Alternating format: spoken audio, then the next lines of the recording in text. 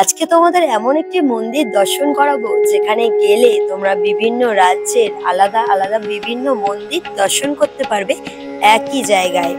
যেখানে রয়েছে সোমনাথ, কেদারনাথ, নাগেশ্বর, মহাকালেশ্বর, ওঙ্কারেশ্বরের মতো বিভিন্ন জ্যোতির্লিঙ্গের মন্দির, তাও আবার খাস কলকাতাতে। কলকাতার আনাচে কানাচে অলিতে গলিতে কিন্তু প্রচুর মন্দির রয়েছে। আর শিব মন্দির যদি হয়ে থাকে তাহলে তো কলকাতার বুকে অনন্য শিব মন্দিরগুলো রয়েছে। মন্দিরটি কোথায় অবস্থিত, তোমরা এখানে আসবে কিভাবে, মন্দির কখন খোলা থাকে আর পুজো দেওয়ার প্রসেস কি আছে, সমস্ত আপডেট দেবো ভিডিওর সঙ্গে। দর্শন হয়ে যাবে 51 ফুটের শিব মূর্তিও। চলো তাহলে কথা না বলে শুরু করা যাক।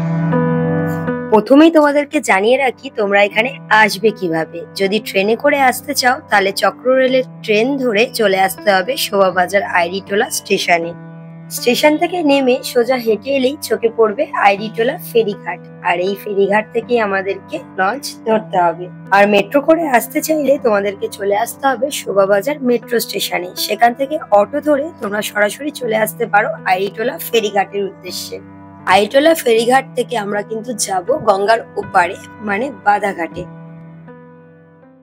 এই রোডটা ধরে যদি তোমরা যাও তাহলে কিন্তু আরো দুটি শিব মন্দির পড়বে। এক হলো ভূতনাথ মন্দির আর একটি হলো মোটা মহাদেবের মন্দির। দুটি ভিডিওই কিন্তু চ্যানেলে রয়েছে, সঙ্গে ডেসক্রিপশনেও পেয়ে যাবে ভিডিও। চলে কিন্তু রয়েছে হলো বাধাঘাটের টিকিট কাউন্টার, এখান দিয়ে কিন্তু তোমরা টিকিট কেটে নিতে পারবে। বাধাঘাটের টিকিট কেটে কিন্তু লঞ্চে ওঠার জন্য চলে এসেছি। লঞ্চে করে বাধাঘাটে যাওয়ার জন্য কিন্তু পার হেড পড়ে 8 টাকা করেছে কিন্তু আইরিটোলা টু বাধাঘাটের লঞ্চ। এই মন্দিরে যাওয়ার জন্য লঞ্চের যাত্রাটা যেমন সুন্দর তেমনই কিন্তু মনোরম। আর এই লঞ্চ থেকেই কিন্তু দেখো ওপারের মন্দিরটিও বেশ ভালোই দেখা যাচ্ছে। এই লঞ্চ থেকেই কিন্তু তোমরা এই মন্দিরটা দেখতে পাবে। এই যে দেখতে পাচ্ছ শিব মূর্তিটা দাঁড়িয়ে রয়েছে, আমরা কিন্তু যাব এই মন্দিরটাতেই। নেমে পড়েছি কিন্তু বাধাঘাটে। এখান থেকে মন্দিরের দূরত্ব কিন্তু রয়েছে 10 মিনিট মতো। তোমরা চাইলে হেঁটেও চলে যেতে পারবে, এছাড়াও কিন্তু তোমরা এখান থেকে অটো টোটো দুটোই পেয়ে যাবে। বাধাঘাট থেকে পেরিয়ে কিন্তু পড়বে হলো এই চারমাথা আইল্যান্ডটা, আর আমরা যাব কিন্তু বাদিক ধরে। রয়েছে মন্দিরের গেটটি, গেটটির সামনে লেখা রয়েছে দেখো শেঠ বংশীধর জালান সমৃদ্ধি মন্দির। চলো এবার তাহলে ভিতর দিকে যাওয়া যাক। এই হলো মেন গেটটি মন্দিরের, দেখতেই পাচ্ছ বেশ কিন্তু চওড়া রাস্তা দিয়ে ঘেরা, আর দুদিকে কিন্তু সবুজের বাহার, দুপাশেই কিন্তু খুব সুন্দর গাছপালা রয়েছে। আর মন্দিরটি কিন্তু বেশ পরিষ্কার পরিচ্ছন্ন। এই মন্দিরটি যেহেতু গঙ্গার একদম পাড়ে, তার জন্য গঙ্গার যে পরিবেশটা সেটা কিন্তু মন্দিরের ভিতরকে আরো সুন্দর করে তুলেছে। মন্দিরটি দেখতে পাচ্ছ, এটাই কিন্তু হলো এই মন্দিরের মেন মন্দির। প্রথম কিন্তু আমরা সেটাই দর্শন করতে যাব। চলো। আর এই মন্দিরে যদি তোমরা পুজো দিতে চাও সকালবেলা এলে কিন্তু তোমরা মন্দিরের বাইরেই কিন্তু ফুল এবং যদি পুজোর সামগ্রী কিনতে চাও সেগুলো কিন্তু পেয়ে যাবে। আর বিকালে যদি আসো তাহলে কিন্তু তোমরা সামগ্রীগুলো যদি ক্যারি করো সেটাই ভালো হবে। চলে এসছি কিন্তু মন্দিরের একদম সামনে, 3 থাম বিশিষ্ট কিন্তু, আর চারিপাশটা কিন্তু এইভাবে গোলাকৃতি করে মন্দিরটিকে নির্মাণ করা হয়েছে।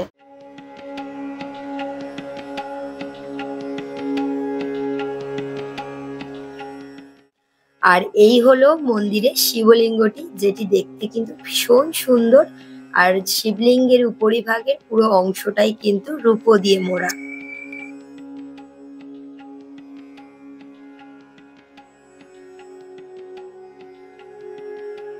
আর এই মন্দিরে যদি তোমরা শিবলিঙ্গে জলদান করতে চাও তার জন্য কিন্তু তোমরা সকালবেলাই আসতে পারো। সকালবেলা কিন্তু তোমরা নিজ হস্তে বাবাকে জলদান করতে পারবে।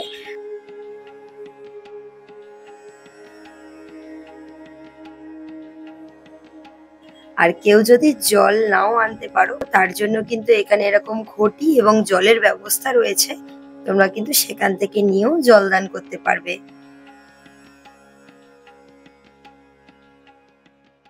মন্দিরটি অবস্থিত কিন্তু হাওড়ার শালকিয়াতে।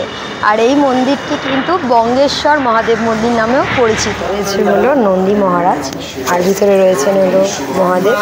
যেমনটা অন্যান্য মন্দিরে থাকে তেমনটাই কিন্তু এখানেও রয়েছে। আর মন্দির থেকে বেরোতেই কিন্তু দেখতে পাবে সেই বিখ্যাত 51 ফুটের শিব মূর্তিটি। ব্যারিকেডের মধ্যে কিন্তু এই শিব মূর্তিটি তৈরি করা হয়েছে। আর একদম যদি তোমাদেরকে ওপরে দেখাই, এই শিব মূর্তিটি কিন্তু 4 মাথা বিশিষ্ট। 3টি কিন্তু আমরা দেখতে পাচ্ছি, আরেকটি রয়েছে কিন্তু পিছন দিকটাতে। এই মন্দিরটি কিন্তু সপ্তাহে প্রত্যেক দিনই খোলা থাকে, সকাল 6টা থেকে দুপুর 12টা অবধি এবং বিকেলবেলা 4টে থেকে রাত 8টা। মন্দিরের ভিতরটি যেমন বড় তেমনই কিন্তু সুন্দর, চারিদিকে যেমন সবুজে ঘেরা, আর চারিদিকে কিন্তু বেশ ছোট ছোট মন্দিরগুলোও রয়েছে। ডান পাশ থেকে কিন্তু সম্পূর্ণ গঙ্গা বয়ে যাচ্ছে, আর এদিকটাতে রয়েছে কিন্তু গুহাটি। আর গুহার ভিতরে কিন্তু সেই 12টি জ্যোতির্লিঙ্গ মন্দির রয়েছে। তোমরা যদি মন্দিরের বাঁ পাশ দিয়ে ঘুরে দেখো, পরপর কিন্তু রাধাকৃষ্ণ মন্দির আরও অন্যান্য মন্দিরগুলো এদিকে তোমরা দেখতে পাবে। এই মন্দিরে কিন্তু প্রত্যেক দিন সন্ধ্যাবেলা সন্ধ্যে আরতি হয়, সেটাও কিন্তু ভীষণ সুন্দর, সেটাও কিন্তু তোমরা দেখে যেতে পারো। আর এই রয়েছে কিন্তু গুহার বাইরেটি, যেখানে কিন্তু প্রথমেই চোখে পড়বে এই গঙ্গা মায়ের মূর্তিটি, যেটি কিন্তু রয়েছে পদ্মের উপরে।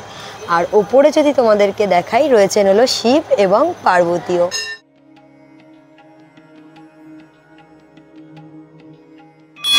বাদিক থেকে রয়েছে কিন্তু প্রবেশের দ্বারটি। চলো ভিতর দিকে যাওয়া যাক।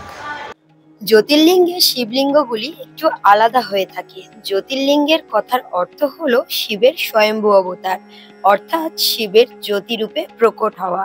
প্রচলিত বিশ্বাস অনুযায়ী যেখানে যেখানে জ্যোতির্লিঙ্গ মন্দির রয়েছে, সেখানে সেখানে শিব এক আলাদা আলোকরশ্মি রূপেই প্রকট হয়েছিলেন।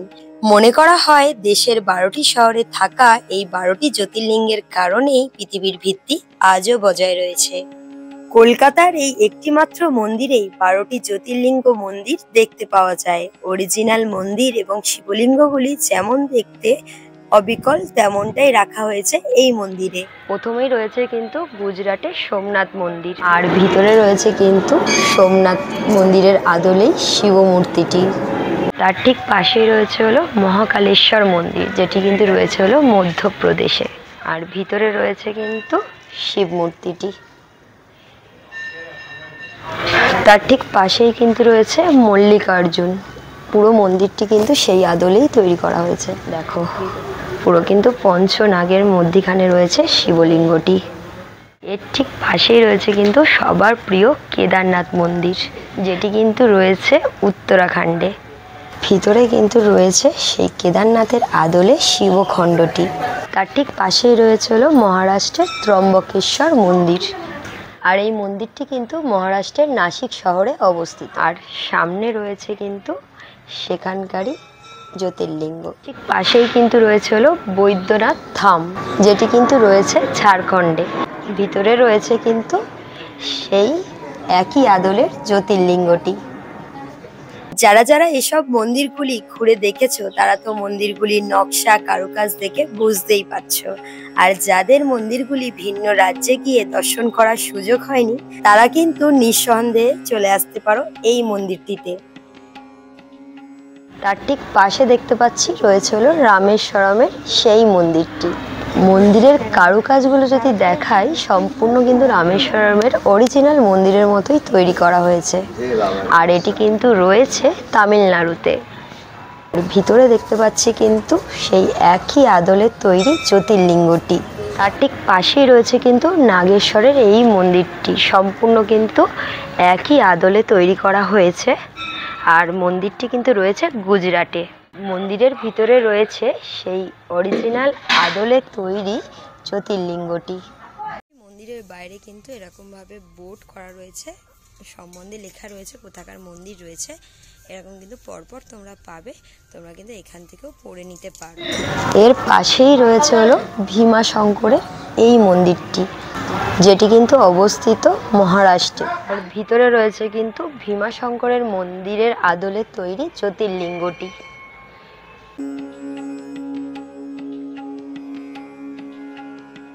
চলে এসেছি হলো ওঙ্কারেশ্বর মন্দিরে। এটি কিন্তু রয়েছে হলো মধ্যপ্রদেশে। আর ভিতরে গেলে তোমরা দেখতে পাবে এই জ্যোতির্লিঙ্গটি। আর এবার চলে এসেছি হলো বিশ্বনাথ মন্দিরে, যেটি কিন্তু রয়েছে হলো উত্তরপ্রদেশে। ভিতরে রয়েছে কিন্তু জ্যোতির্লিঙ্গটি। ঠিক পাশে রয়েছে হলো ধুমেশ্বর মন্দির, যেটি কিন্তু রয়েছে মহারাষ্ট্রে। আর সামনে দেখতে পাচ্ছ রয়েছে হলো জ্যোতির্লিঙ্গটি।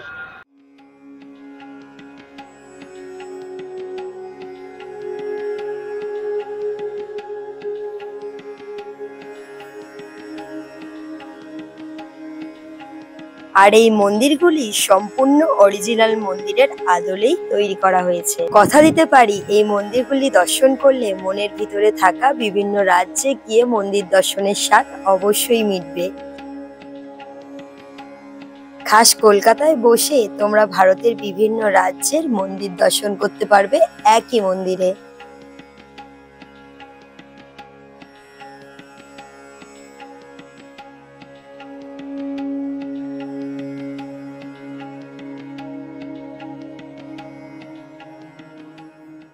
বাড়ির থেকে যদি হেঁটে যাও পুরো কিন্তু গঙ্গার যে ভাইবসটা এটাই পাবে।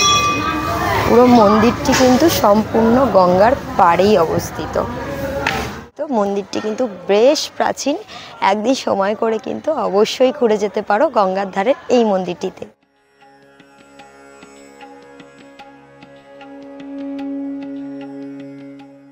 একে একে তোমাদেরকে সমস্ত মন্দিরগুলো ঘুরে দেখালাম যেগুলি ভিতরে ছিল। তোমরা যারা বাইরের রাজ্যগুলোতে গিয়ে এই মন্দিরগুলো দর্শন করতে পারোনি তারা কিন্তু এখানেই চলে আসতে পারো। প্রত্যেকটা মন্দির দর্শন হবে কিন্তু এই একই জায়গায়। সঙ্গে প্রতিটি মন্দির তোমাদের কেমন লাগলো আর কারা কারা কোন মন্দির কোন রাজ্যে গিয়ে দর্শন করেছো সেটাও কিন্তু জানাতে পারো কমেন্ট সেকশানে। ভিডিওটা তোমাদের কেমন লাগলো অবশ্যই আমাকে কমেন্ট সেকশানে জানাতে ভুলো না। আর ভালো লাগলে কিন্তু অবশ্যই লাইক শেয়ার করতেও ভুলো না। আর চ্যানেলে যদি নতুন হয়ে থাকো চ্যানেলটিকে সাবস্ক্রাইব করে রাখতে পারো। আর যে কোনো প্রশ্নের জন্য আমাকে ডিএম করতে পারো ইনস্টাগ্রামে। চলো আজকের মতো এখানে এন্ড করলাম। সবাই সুস্থ থেকো, ভালো থেকো, দেখা হচ্ছে পরবর্তী ব্লগে।